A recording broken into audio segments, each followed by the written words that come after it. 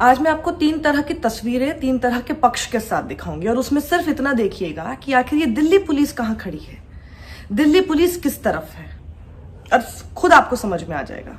सबसे पहले आप ये तस्वीर देखिए, नंदकिशोर गुर्जर, जिस विधायक के लिए, बीजेपी के जिस विधायक के लिए राकेश टिकैत ने उस दिन बोला था कि वो विधायक को जब तक पुलिस नहीं पकड़ती हम यहां से नहीं हटेंगे, और जिसके बाद उनके आंसू आ गए थे, उस आदमी ने क्या कहा था वीडियो जनरेट करके, और साथ ही एमएचए को एक पत्र लिखकर, उस पत्र की भाषा आप सुनिएगा, उस पत्र की भाषा सुनकर पढ़कर आप सिर्फ ये सोचिएगा कि क्या एक इलेक्टेड एमएलए ऐसी भाषा लिख सकता है।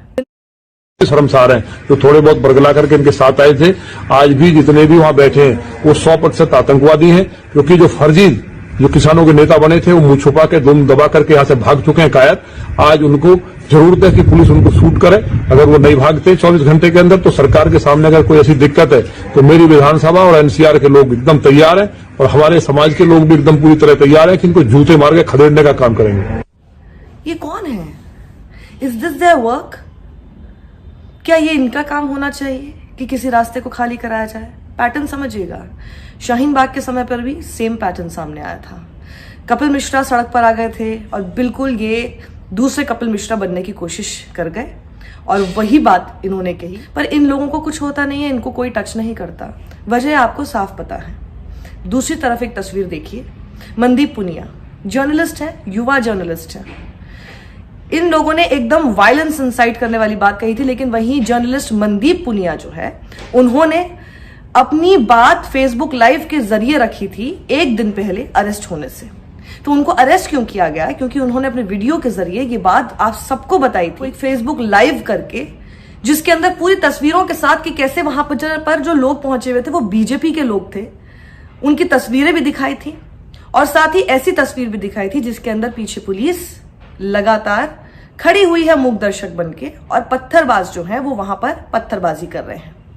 उन्होंने सारी बातें बताई और कई सारे प्लान उन्होंने बताए जो कि उनको ऑन रिकॉर्ड मिले हैं, लेकिन साथ ही एक जिम्मेदार जर्नलिस्ट होने के नाते उन्होंने कहा कि मैं लगातार पुलिस का वर्जन चाहता हूं, क्योंकि ये स्टोरी ही इनकम्प्लीट हो जाएगी और मैं नहीं चाहता कि बिना उनके वर्जन के मैं स्टोरी को छापूं।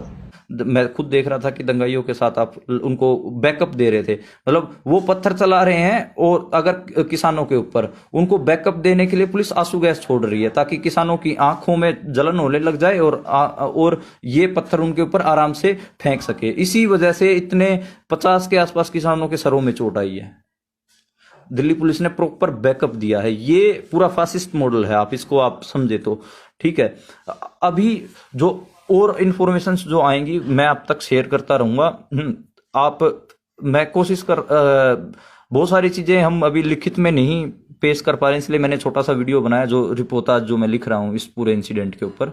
मेरा सिर्फ और सिर्फ इतना है कि मीडिया क्या रिपोर्ट कर रहा है। अभी तो खैर शांति है, वहां पर किसान जुट गए हैं बहुत सारे, और हरियाणा पंजाब से सपोर्ट आई है बहुत ज्यादा, लेकिन ये सवाल बनते हैं पुलिस की भूमिका के ऊपर। और अभी तक पुलिस ने उस लड़के का बताया नहीं है कि वो लड़का कहां पर है। इसकी मैंने प्रोफाइल फोटो भी लगाई है, और मैं आज 24 घंटे तक हम बाट देखेंगे कि रिपोर्टर दोस्त की साथी की क्या करें। उसके बाद अगर पुलिस नहीं बताती है कि ये कहां पर है और इसको पेश नहीं करती है, तो फिर हम हैबियस कॉर्पस मूव करेंगे और सुप्रीम कोर्ट में जाएंगे। पत्रकार लोग इकट्ठा होकर जाएंगे, क्योंकि ये हमने अपनी आंखों से देखा है। पत्रकार हैं, इसका मतलब ये नहीं है कि हमारी कोई सामाजिक दायित्व भी नहीं है। हमारा भी दायित्व है कि अगर किसी लड़के के ऊपर ब्रुटैलिटी हो रही है और हम आंखों से देख रहे हैं तो हम फिर उसके ऊपर एक्शन ले।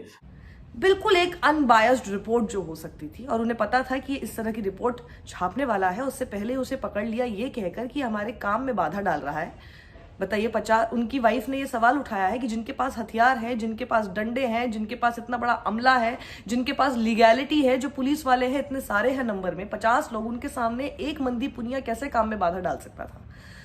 और कोर्ट में जब इनकी पेशी थी 2 बजे की, तो इनके लॉयर उस समय टाइम के हिसाब से, क्योंकि 2 बजे का टाइम था, तो फिर वो 2 बजे से थोड़ा सा ही पहले पहुंचे थे, लेकिन पता चला कि 2 बजे से पहले ही उनकी तो पूरी हियरिंग भी हो गई बिना लॉयर के, और उनको 14 दिन कस्टडी में भी भेज दिया गया।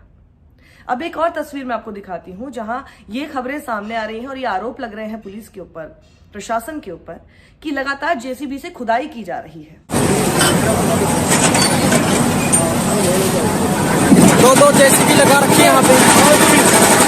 आया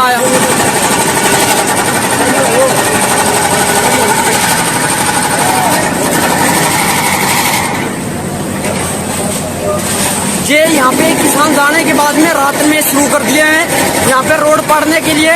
और यहाँ पे इन्होंने आज सुबह से लगे हुए हैं।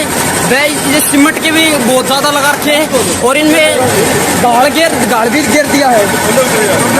एक सेकंड भाई, ਇਹਨਾਂ ਨੇ ਖੱਡਾ ਖੋਤਾ ताकि किसान ਜਿਹੜੇ ਨੇ ਨਿਕਲ ਨਾ ਸਕਣ ਇਧਰੋਂ ਤੇ ਉਧਰ ਪੁਲਿਸ ਵਾਲਾ ਵੀ ਖੜਿਆ पुलिस सब कुछ देख रही है। देखो जी, पुलिस सब कुछ देख रही है। और ਉਧਰ ਇਹ ਵੀ ਦੇਖੋ ਫੋਰਸ ਵੀ ਖੜੀ ਆ। ਇਹਨਾਂ ਦੇ ਵੱਲੋਂ ਕੁਝ ਐਕਸ਼ਨ ਨਹੀਂ ਲਿੱਤਾ ਜਾ ਰਿਹਾ ਤੇ ਨਾ ਲੈਣਾ ਹੈ क्योंकि ਇਹ ਸਭ ਅੱਗੇ ਵਿਕੇ ਹੋਏ ਨੇ सरकार।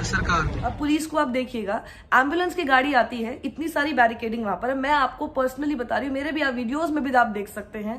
और हर बार मैंने ये नोटिस किया है, चाहे सितंबर में किसान आंदोलन हुआ हो तब से लेकर अब तक, जब भी इनके आंदोलन में, चाहे इन्होंने रास्ते में ट्रैक्टर लगाकर रोका हुआ हो, कुछ भी किया हो, एम्बुलेंस आती है तो किसान अपनी ट्रैक्टर को हटाते हैं एम्बुलेंस को वहां से भेजने के लिए। इनके पूरे रास्ते में अभी थोड़े दिन पहले ही गाजीपुर से मैंने आपको उसी वक्त दिखाया था कि देखिए एम्बुलेंस की गाड़ी यहां से गई है। एम्बुलेंस के लिए रास्ता हमेशा खोला जाता है। आपको बता दूं, मेरे सामने अभी तक इतनी देर में 5-10 मिनट की दूरी उसमें अंतराल में 2 एम्बुलेंस आई है।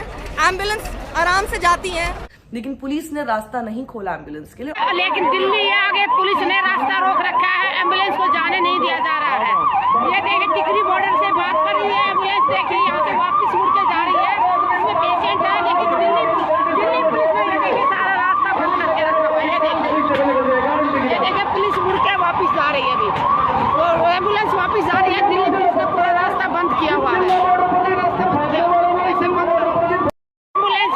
आप रास्ता खोल सकते हैं, एम्बुलेंस के लिए रास्ता क्यों नहीं खोला गया? हम नहीं कह रहे आपस में किसी लोगों के लिए, आने जाने वालों के लिए, पैदल चलने वालों के लिए भी आप रास्ता खोले, लेकिन एम्बुलेंस के लिए तो रास्ता खोलना चाहिए ना। तो पुलिस ने ही रास्ता नहीं खोला एम्बुलेंस के लिए। ये क्या दर्शाता है? पुलिस किस तरफ खड़ी है? मनदीप पुनिया को अरेस्ट कर लिया गया, वो स्माइल करते हुए अंदर गए, उनको 14 डे जुडिशियल कस्टडी हो गई। Hats off to him, the kind of expressions he gave, I think none of us can.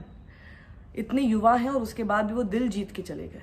वरना आपको याद है कि जो डर जाते हैं उनके कैसे एक्सप्रेशंस होते हैं, बिल्कुल ऐसे। और एक तरफ नंद किशोर गुर्जर सीधे सीधे धमकी देता है, वायलेंस इंसाइट करने की बात करता है, पीस एंड हार्मनी ब्रेक करने की बात करता है। इतने सारी धाराएं उन पर लग सकती हैं, पर उन पर धाराएं नहीं लगती हैं, पत्रकारों पर लगती हैं। राजद्रोह की धाराएं, सेडिशन की, राजदीप सरदेसाई पर लगती है, मृणाल पांडे पर लगती है। अब क्या कहें इसके आगे? There is nothing left any more.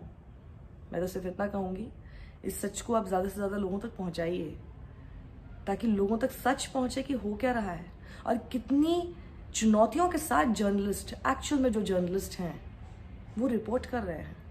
They might not be big heroes for you. आपको शायद इससे आज से पहले उनका नाम नहीं पता होगा, लेकिन वो एक्चुअल में ग्राउंड पे जाके रियलिटीज ढूंढ कर लेकर आ रहे हैं और खबरें छाप रहे हैं। Make them your heroes, make Mandeep Punia your hero, and please speak for him.